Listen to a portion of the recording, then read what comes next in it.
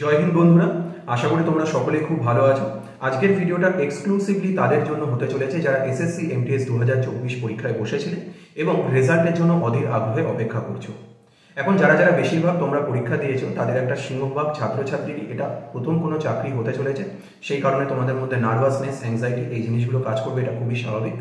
এর পাশাপাশি যে প্রশ্নগুলো তোমাদের মনের মধ্যে ঘুরছে সেগুলোকে যদি সামারাইজ করি, 1 রেজাল্ট কবে বেরোবে, 2 কাট অফ কত যেতে পারে, 3 তোমার ডিপার্টমেন্ট অ্যালোকেশন কিভাবে হবে, এবং 4 তারপর ডকুমেন্ট ভেরিফিকেশন বা এরপরে রিক্রুটমেন্টের বাকি প্রসেসগুলো কী হয়।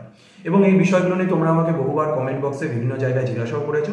এর মধ্যে অলরেডি কাট অফ নিয়ে আমি তোমাদের সাথে আলোচনা করেছি সেপারেট ভিডিওতে। এছাড়া ডিপার্টমেন্ট অ্যালোকেশন কিভাবে হয় সেই পদ্ধতিটাও বিস্তারিতভাবে আমি তোমাদের সাথে কিন্তু আলোচনা করেছি।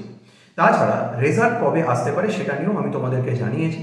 আজকে আমরা যেটা আলোচনা করব সেটা হচ্ছে এই সমস্ত আলোচনাগুলোর মধ্যে সবথেকে ইম্পর্টেন্ট সেটা হচ্ছে যে রেজাল্টের পরে কি কি পদ্ধতি হতে চলেছে এবং তোমাদের সেখানে কি কি করণীয় যাতে তোমরা এখন থেকে প্রিপেয়ার্ড থাকতে পারো।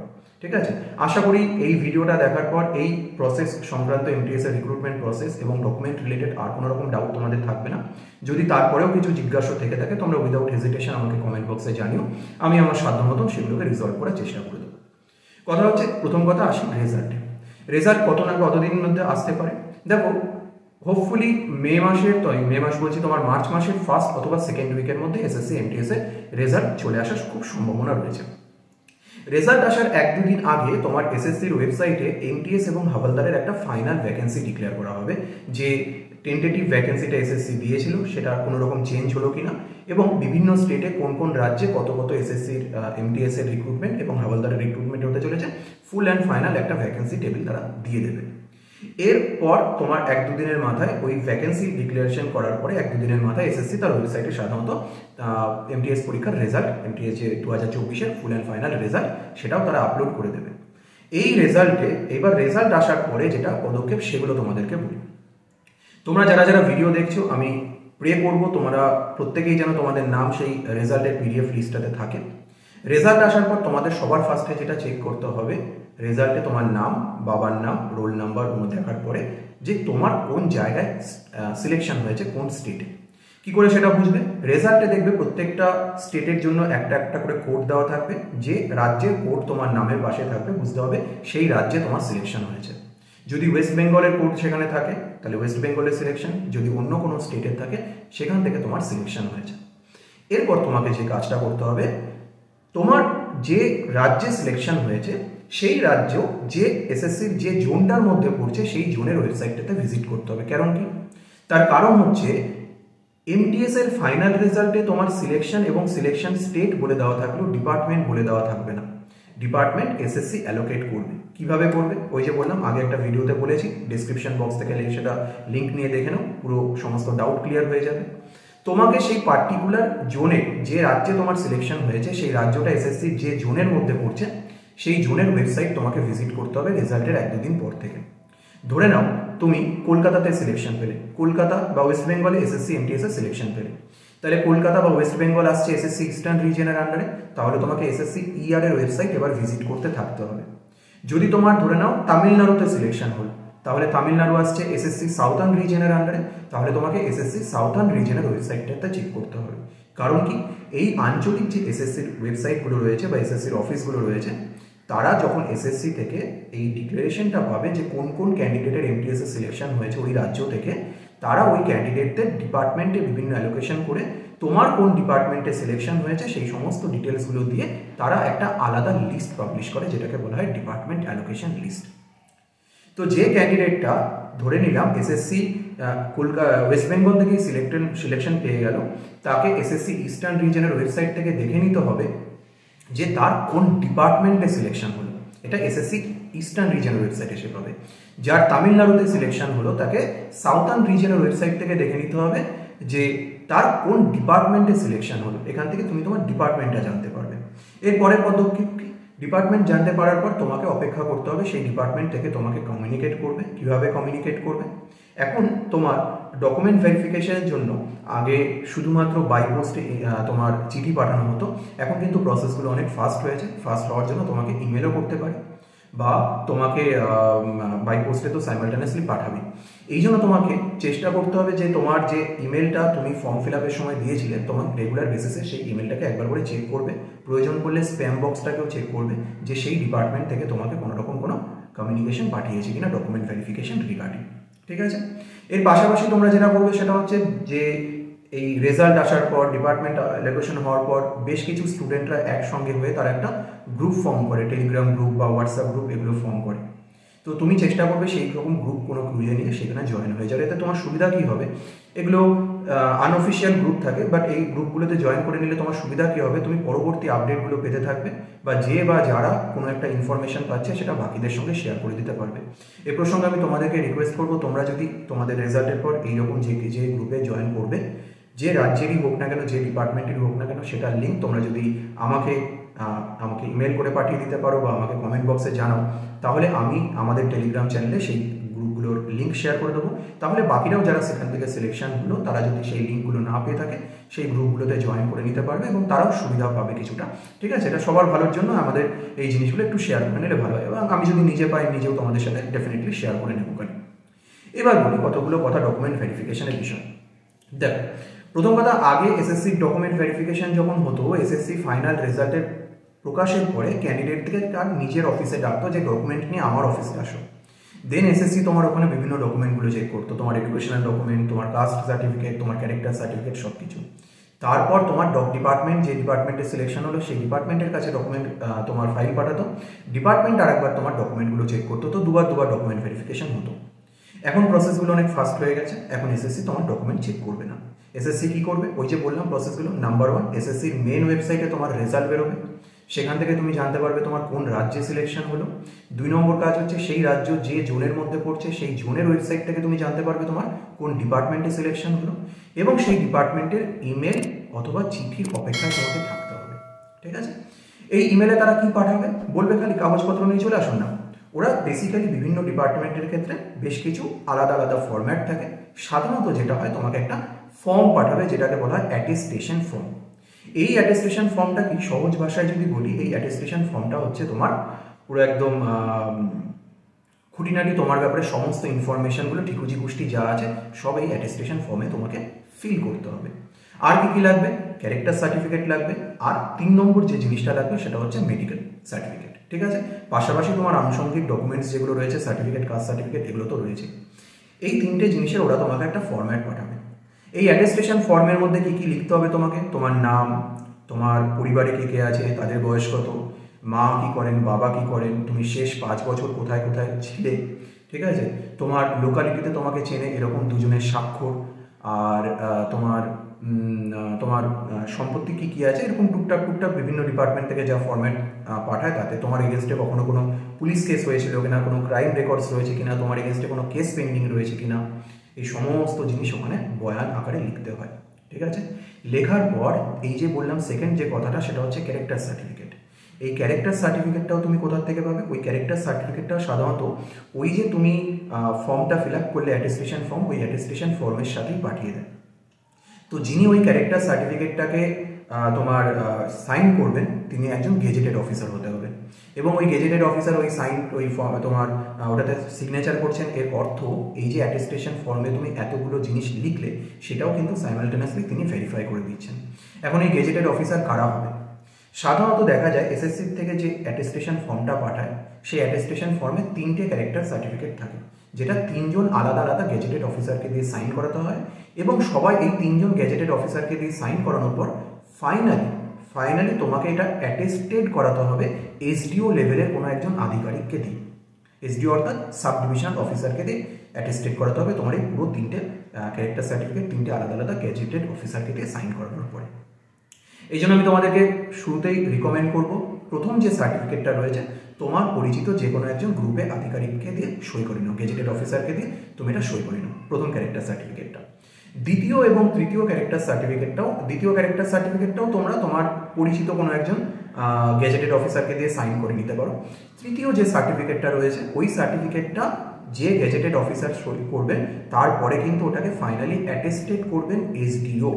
ঠিক আছে, তো 4 জন অফিসারের তোমার সিগনেচার লাগছে, 3 জন গেজেটেড অফিসার এবং তারপর ফাইনালি অ্যাটেস্টেড করছে এসডিও। এখন বিভিন্ন জায়গায় কোনো কোনো জায়গায় এসডিওরা সহজেই করে দেয়, কোনো কোনো জায়গায় এসডিও অফিস থেকে প্রবলেম করে। বেশিরভাগ জায়গায় তারা কর্ডিয়াল হয়, হেল্পফুল হয়, কিন্তু কিছু কিছু জায়গায় কিন্তু তারা সিগনেচার করতে চায় না। কারণ কি, তোমার ক্যারেক্টার সার্টিফিকেটে তারা কেনই বা সই করবে? কি প্রমাণ আছে তোমার এগেনস্টে কোনো কেস নেই? কি প্রমাণ আছে যে তুমি ওইখানকারই স্থায়ী বাসিন্দা? তারা অতই মানে ভেরিফাই করবে। ভেরিফিকেশন তো পরে পুলিশ করবে, পুলিশ ভেরিফিকেশনের সময়। তো সেক্ষেত্রে আমি তোমাদেরকে রিকমেন্ড করবো, যদি তুমি পুরো প্রসেসটাকে স্মুথ গোয়িং করতে চাও, এই যে 3টে ক্যারেক্টার সার্টিফিকেট রয়েছে, এর মধ্যে প্রথম যে 2টো সার্টিফিকেট রয়েছে সেটা তুমি তোমার পরিচিত যে কোনো গেজেটেড অফিসারকে দিয়ে করিয়ে নাও। কিন্তু 3 নম্বর সার্টিফিকেট যেটা রয়েছে সেটা চেষ্টা করবে তোমার ব্লক ডেভেলপমেন্ট অফিসার বা বিডিওকে দিয়ে করিয়ে নিতে। কারণ বিডিওর সিগনেচার যদি থাকে সেখানে, তাহলে এসডিও অ্যাটেস্টেড করতে সেটা প্রবলেম করে না। ঠিক আছে, আমি যারা আমার পরিচিত করেছে তাদেরকে দেখেছি, এইভাবে তাদের অনেক সুবিধা হয়েছে। বিডিওর সিগনেচার থাকলে এসডিও সহজেই সেটাকে অ্যাটেস্টেড করে দেয়। এবার বিডিও অফিসে গেলে বিডিও সাহেবকে সিগনেচার করে দেবেন সাথে সাথে, হতে পারে সেখান থেকেও তোমার আনুষঙ্গিক কিছু যে ডেটা চাইলো, তখন কি করবে? বেস্ট হয় যদি তুমি ওই বিডিও অফিসে সিগনেচার চাওয়ার আগে, করাতে নিয়ে যাওয়ার আগে, তুমি থানা থেকে, তোমার যে আঞ্চলিক থানা রয়েছে সেই থানা থেকে তোমার একটা আধার কার্ডের কপি দিয়ে তোমার একটা পুলিশ ভেরিফিকেশন সার্টিফিকেট, একটা যে তোমার এগেনস্টে কোনো, ওটা তোমার এই যে পুলিশ ভেরিফিকেশন যেটা চাকরির ক্ষেত্রে হয় সেটা কিন্তু আলাদা, এটা আমি আলাদা বলছি। ওইখান থেকে তুমি যদি একটা পুলিশ ভেরিফিকেশন সার্টিফিকেট নিয়ে যেতে পারো সেটা ভালো হয়। আর যদি তোমার বিডিও অফিস থেকে এমনি করে দেয় তো ভালো, এটা বিভিন্ন অঞ্চলে ম্যাটার করে।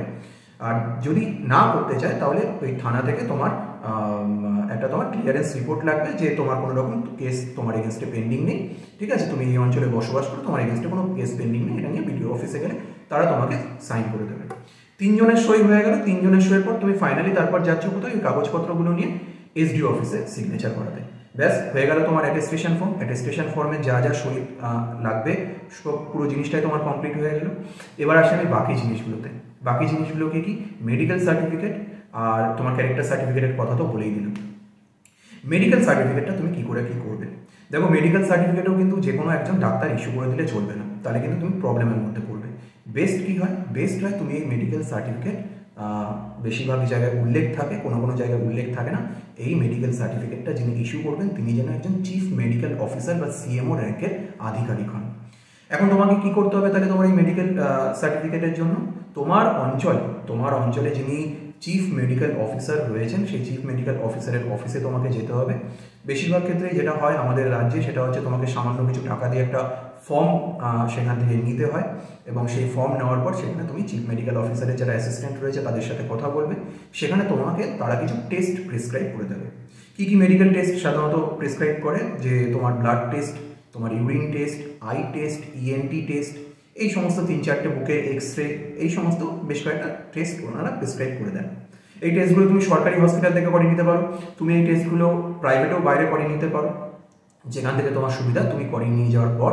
এবং তোমার আই টেস্ট তারাও প্রয়োজন পড়লে তাদের অফিসেও বেশ কিছু টেস্ট করিয়ে নিতে পারে। এই সমস্ত কাগজপত্রগুলো নিয়ে তুমি যখন চিফ মেডিকেল অফিসার সাহেবের কাছে যাবেন, তিনি তোমাকে তোমার মেডিকেল সার্টিফিকেটটা ইস্যু করে দেবেন। ঠিক আছে, হয়ে গেল তোমার মেডিকেল সার্টিফিকেট ইস্যু, তোমার ক্যারেক্টার সার্টিফিকেট ইস্যু ইত্যাদি সমস্ত জিনিসগুলো। এই যে অ্যাটেস্টেশন ফর্মটা আসলো, এটাকে তোমাকে বাই পোস্টে পাঠাতে হতে পারে সেই রেসপেক্টিভ ডিপার্টমেন্টের কাছে, অথবা ইন হ্যান্ড তোমাকে নিয়ে যেতে হতে পারে। সেটা তারা ওই যে মেলটা আসবে তোমার কাছে বা চিঠি আসবে সেটাতে তারা তোমাকে এটা স্পষ্টভাবে বলে দেবেন, সেটা নিয়ে ভয়ের কিছু নেই। এবং দ্বিতীয় কথা হচ্ছে, এর জন্য যে সময়টা তোমাকে দেওয়া হবে পর্যাপ্ত সময় তারা দেয়।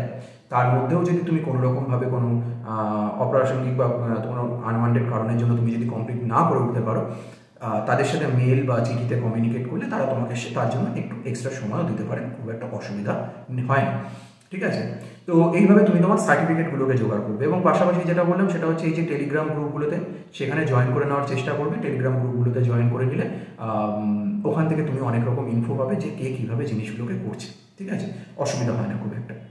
এবার আসি বাকি যে জিনিসগুলো, অ্যাটেস্টেশন ফর্ম হলো, তোমার ডকুমেন্ট ভেরিফিকেশন হলো, তোমাকে ইত্যাদি ইত্যাদি পাঠালো। আচ্ছা, এর পাশাপাশি আর কি লাগবে? এর পাশাপাশি হচ্ছে তোমার বেসিক যে কাগজপত্রগুলো, তোমার মাধ্যমিক লেভেলে যেহেতু পরীক্ষা এসএসসি এমটিএস, তো তোমার মাধ্যমিকের মার্কশিট, তোমার মাধ্যমিকের পাস করেছো তার একটা সার্টিফিকেট দেখবে ওয়েস্ট বেঙ্গল বোর্ড থেকে ইস্যু করে, সেই সার্টিফিকেটটা তোমার লাগবে।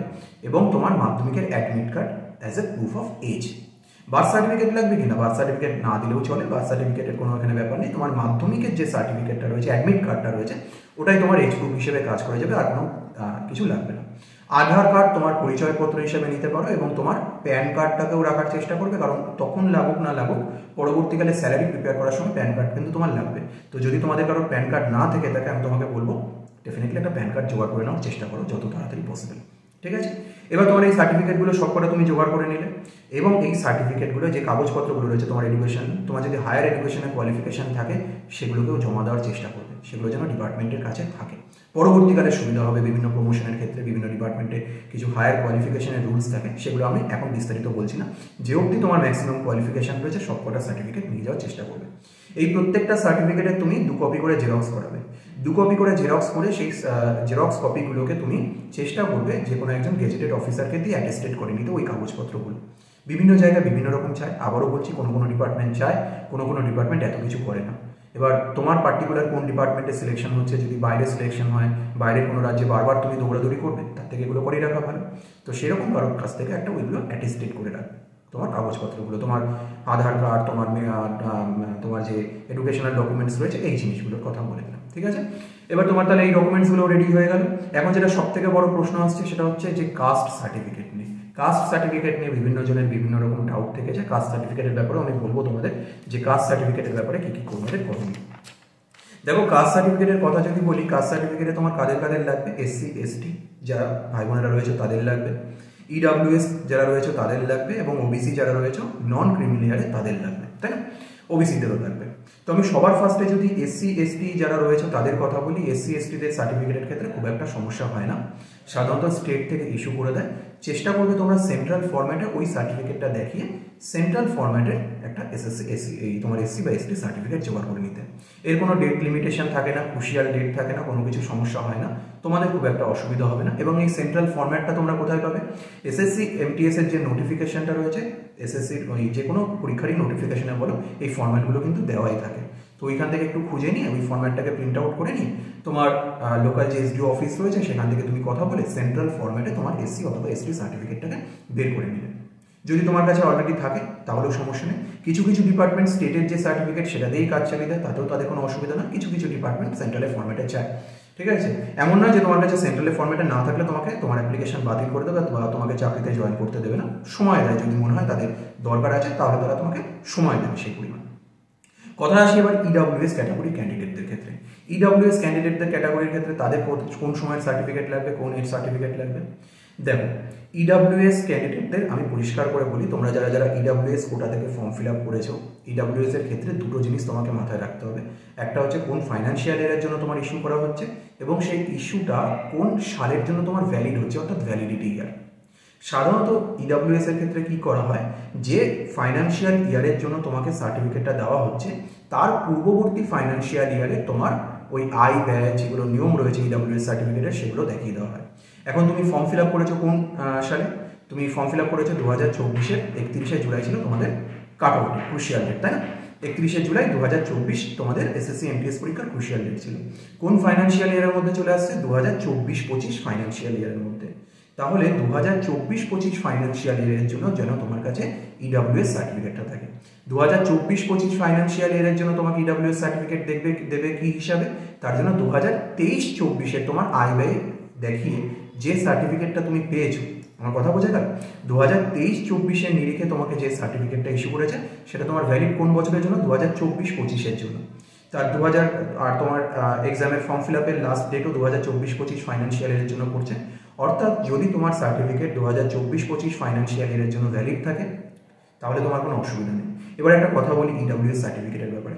কেউ যদি ওই যে 31শে জুলাই 2024 তারপরে যদি EWS সার্টিফিকেট বের করে থাকে এবং এই ফাইন্যান্সিয়াল ইয়ারের জন্যই, অর্থাৎ 24-25 ফাইন্যান্সিয়াল ইয়ারের জন্য, তাদের ক্ষেত্রে কী হবে? ক্রুশিয়াল ডেটের জন্য অ্যাপ্লিকেশন বাদ চলে যাবে না? একদমই না। তোমার EWS সার্টিফিকেট যদি 31শে জুলাই 2024-এর পরেও তুমি বার করে থাকো, 31শে জুলাই 2024-এর পরেও যদি বার করে থাকো, তাহলেও তোমার সার্টিফিকেটের ভ্যালিডিটি শুরু হচ্ছে 1 এপ্রিল 2024 থেকে। তো এই কারেন্ট ফাইন্যান্সিয়াল ইয়ারের মধ্যে যেহেতু পড়ে যাচ্ছে, তোমার কিন্তু সার্টিফিকেটের জন্য কোনো অসুবিধা হবে না। মোদ্দা কথা হচ্ছে 24-25 ফাইন্যান্সিয়াল ইয়ারের জন্য সার্টিফিকেটটা ভ্যালিড হতে হবে। ঠিক আছে, কথা বোঝা গেছে? লাস্ট আসবো আমি OBC সার্টিফিকেট যাদের রয়েছে তাদের বিষয়ে। OBC সার্টিফিকেট তারা কি করবে? দেখো, OBCদের যদি কথা বলি, OBC সার্টিফিকেট নিয়ে সব থেকে বেশি সমস্যা হয়, অনেকের মিসকনসেপশন থাকে অনেকগুলো বিষয়। একটা কথা হচ্ছে ওবিসি দুটো ধরনের হয়, এটা তোমরা ভালো করেই জানো যে একটা স্টেট লেভেলের এবং একটা সেন্ট্রাল লেভেলের। স্টেট লেভেলের ওবিসি সার্টিফিকেট এখানে চলবে না। প্রথম কথা কি লাগবে, সেন্ট্রাল লেভেলে তোমাকে ওবিসি সার্টিফিকেট লাগবে। এবং সেন্ট্রালের ওবিসি সার্টিফিকেট পেতে গেলে তোমাকে দেখতে হবে সেন্ট্রাল ওবিসি তালিকায় তোমার নাম আছে কিনা। 2 নম্বর জিনিস, তুমি ওবিসি নন ক্রিমি লেয়ারের মধ্যে পড়ছো কিনা। তো তোমার লাগবে ওবিসি সার্টিফিকেট এনসিএল ফরম্যাটে, তাই তো, এনসিএল ক্যাটাগরির ওবিসি এনসিএল সার্টিফিকেট। এখন যদি বলি ওবিসি সার্টিফিকেটেরও কোনো ভ্যালিডিটি হয় না। ওবিসি কথার অর্থ হচ্ছে আদার ভ্যালিড, তোমার আদার ব্যাকওয়ার্ড ক্লাসেস। তো যদি তুমি ওবিসি ওই সেন্ট্রাল তালিকায় নাম থাকে, তুমি অবভিয়াসলি ওবিসি। যেটা তোমার ভ্যালিডিটি থাকে সেটা হচ্ছে এনসিএল ক্যাটাগরিতে তুমি পড়ছো কিনা। এই নিয়ে অনেক জায়গায় অনেক রকম রয়েছে, কেউ বলছে 1 বছর, কেউ বলছে 3 বছর, কেউ বলছে 6 মাস, ইত্যাদি অনেকগুলো জিনিস রয়েছে। আমি তোমাকে স্পষ্ট করে বলে দিই, এটা সুপ্রিম কোর্টের রুলস অনুযায়ী 2016-17 সাল নাগাদ একটা কেস হয়েছিল তোমার Abdul Rashid versus union of India. তারপর থেকে এই নিয়মটা সুপ্রিম কোর্ট স্পেসিফিকভাবে রায় দিয়ে দিয়েছে এবং সেই রায় অনুযায়ী এখনো জিনিসটা বলবৎ রয়েছে। সেটা হচ্ছে যে তোমার ক্রুশিয়াল ডেট, সেই ক্রুশিয়াল ডেটে 3 বছরের মধ্যে যদি, অর্থাৎ লাস্ট ওই ক্রুশিয়াল ডেট থেকে 3 বছর আগে পর্যন্ত যদি তোমার সার্টিফিকেট ইস্যু হয়ে থাকে, তাহলে কিন্তু তোমার সার্টিফিকেট নিয়ে কোনো রকম সমস্যা হবে না। ইভেন ওই ক্রুশিয়াল ডেটের 6 মাস পরেও মধ্যে, মানে আগামী 6 মাসের মধ্যেও যদি তোমার সার্টিফিকেটটা ইস্যু হয়ে থাকে, তাহলে কিন্তু সেই সার্টিফিকেটটাকে তারা অ্যাকসেপ্ট করে নেবে। আমি যদি আরও একটু ভেঙে বলি, প্রথম কথা ক্রুশিয়াল ডেটটাকে বোঝার চেষ্টা করো। ক্রুশিয়াল ডেট হচ্ছে যে কোনো পরীক্ষায় ফর্ম ফিল আপের লাস্ট ডেট। তোমাদের ফর্ম ফিল আপের লাস্ট ডেট কোনটা ছিল? 31শে জুলাই 2024। তাহলে তোমার সার্টিফিকেটটাকে 31শে জুলাই 2024-এর কাট অফ ডেটে ভ্যালিড হতে হবে। আমি যদি সেই ডেটের 3 বছর আগে দেখি, 31শে জুলাই 2024-এর আগে হচ্ছে 31শে জুলাই 2023, 22, 21, অর্থাৎ তোমার ওই সার্টিফিকেট, ওবিসি সার্টিফিকেটটা যেন 31শে জুলাই 2021-এর পরে ইস্যু হয়, তাহলে ওই 3 বছরের ভ্যালিড হচ্ছে। এবং তোমার সেই সার্টিফিকেটটা তাহলে যে 31শে জুলাই 2024 যে ডেটে তোমার ফর্ম ফিল আপের লাস্ট ডেট ছিল, সেই ডেটে সার্টিফিকেটটা ভ্যালিড হচ্ছে। ভ্যালিড হওয়ার কারণে তোমার কোনো রকম কোনো সমস্যা হবে না, ঠিক আছে? অর্থাৎ ওই ডেটে তুমি ওবিসি ক্যাটাগরির মধ্যে পড়ে যাচ্ছ। তো এই ছিল ওবিসি সার্টিফিকেটের বিষয়। এরপরেও যদি তোমাদের অন্য কোনো বিষয়ে কিছু জিজ্ঞাসা থেকে থাকে, সেগুলো তোমরা আমাকে জানাও, তোমরা কমেন্ট বক্সে লিখে আমাকে সেগুলো জানাতে পারো। এছাড়া আমি তোমাদেরকে রিকোয়েস্ট করবো, আমাদের টেলিগ্রাম চ্যানেলেও যুক্ত থাকো। এমটিএস পরীক্ষা বা অন্যান্য পরীক্ষা রিলেটেড ফার্দার আপডেটসগুলো আমি সেখানে তোমাদের দিতে থাকবো। আর তোমাদের যদি তারপরেও কিছু জিজ্ঞাসা থেকে থাকে, তোমরা কমেন্ট বক্সে ছাড়াও আমাকে ইমেল করেও আমাকে জানাতে পারো। তো এই ছিল আজকের আলোচনা। তোমাদের সকলের রেজাল্টের জন্য বেস্ট উইশেস রইল। Thank you so much.